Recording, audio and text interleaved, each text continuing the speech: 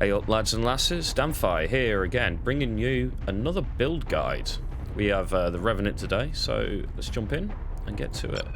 Shipyard.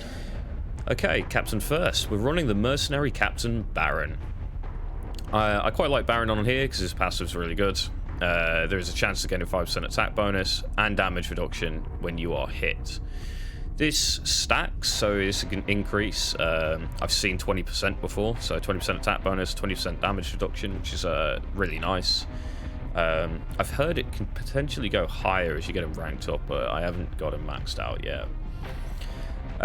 This I find a really good ability. I mean, the damage reduction's fantastic on a ship like this, which is an absolute ton of durability and shield, and the damage bonus is always a nice gain. Other than Mercenary Captain Baron, I could recommend maybe Vincent, Blackbird Layla, or Surf. Again, they're going to increase your durability as they passively heal after kills, and they all provide a damage increase in some way. Vincent through crit rate, Blackbird Layla and Surf have a just flat damage increase. I wouldn't recommend Jim because we are running UAVs, and we'll go into here now so you can see that. There are no missiles on this build, and Jim's ability to fire all common devices does not work with UAVs. So, let's have a look here. So we have 8 UAVs. This is the maximum amount of UAVs you can fit to a Revenant. As you can see, it's left me no room at all for missiles. So, I haven't even bothered unlocking this subsystem. It doesn't help us in any way. Other subsystems, we have kinetic damage increase, energy consumption's nice. I haven't found anything better than this, and crit rate is always quite nice as well. With the amount of crit we can get from other ships in our group, it's pretty nice. Over here, we have crit rate, kinetic damage again, and the energy consumption. This hasn't rolled particularly well. I do need to re-roll this at some point.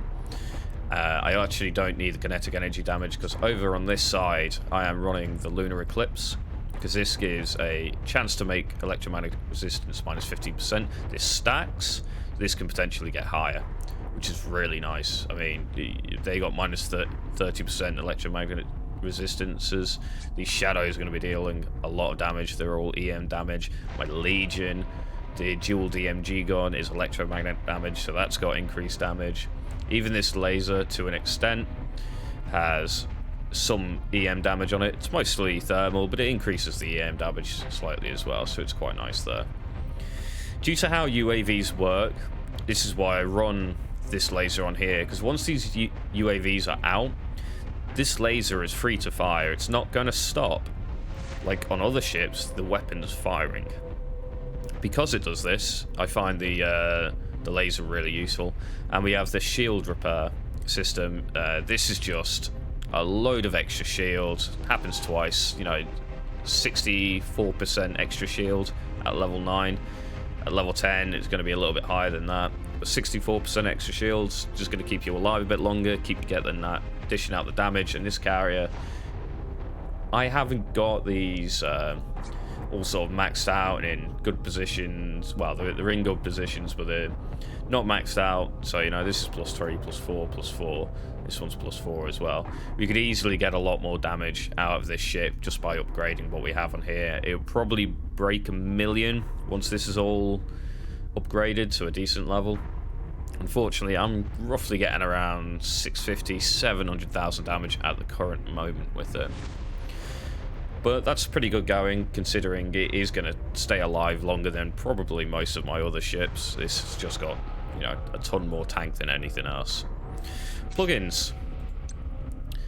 Let's have a look at the Warship features. We have attack battleship stern and flags with 24% additional damage. This is great. This means when fire gets around the side of a ship or the rear of the ship, you're getting a 24% passive increase to all your damage on your UAVs, your missile, your laser, etc. When durability is above 76%, damage increases by 20%. This is also really, really good. Because the shields are quite large on this ship, and most people don't primary the carriers, due to the fact they are horrendously durable, so, you know, it takes a lot longer to take the carrier down than it does the monster battleship, so you always try and go for the monster. You're getting this 20% damage increase for quite a bit, which is, you know, overall it's going to increase the damage output quite nicely. Last but not least, we have the first 18 damage received are invalid. What this basically means is that the first 18 hits of damage are invalid, completely negated. Once the shield drops, and this is hitting armor, if say the dual DMG from the Legion is hitting this, the 18 ticks of damage that dual DMG is doing won't actually do any damage at all. This is actually a very strong ability. It makes the Revenant very tanky. Getting this up as high as you can is pretty decent, and I think it caps out at around 40 damage received, completely invalid. Highly recommend this. For our plugins, we have a carrier plugin. This is not the best one. If you have the assault variant of this, I'd recommend that. That increases damage. This is unfortunately the best one I currently have. I have a durability one as well, but I don't find the durability helps at all, because very, very few people in Arena, etc. run anti-air, as there's not much room on your ships to fit it. So yeah, if you have the assault one, I'd recommend changing that out in this place. Ship durability, I can definitely recommend. Yet again, you know, we're getting a nice 31,000 extra here, and that 5% when the ship durability is already really high, that increases our durability quite considerably. The last three, we have Warship load ceiling increase. This is absolutely not useful on this ship at all with this current setup. This could be dropped and replaced with something. I currently don't have anything else to put here at the moment. Ship energy recovery speed, on the other hand, I actually find quite useful. While I've got the UAVs, because they take a hell of a lot of energy to get out, that helps quite a bit keeping the energy recovery speed up. The other good thing about this is it helps keep our lasers firing constantly, and yeah, it's just a fairly useful one. It's probably not needed. You can replace it if you want, but I just quite like having it. Every now and then you'll get somebody who has energy loss on ship, and this can help save you in that situation. Warship mining capacity increase +2. This should be on pretty much all of your ships if you have mining, have them mining. This increases the amount of yield they get per tick, so I can highly recommend this as well. Shield, again, put the best modules you potentially have.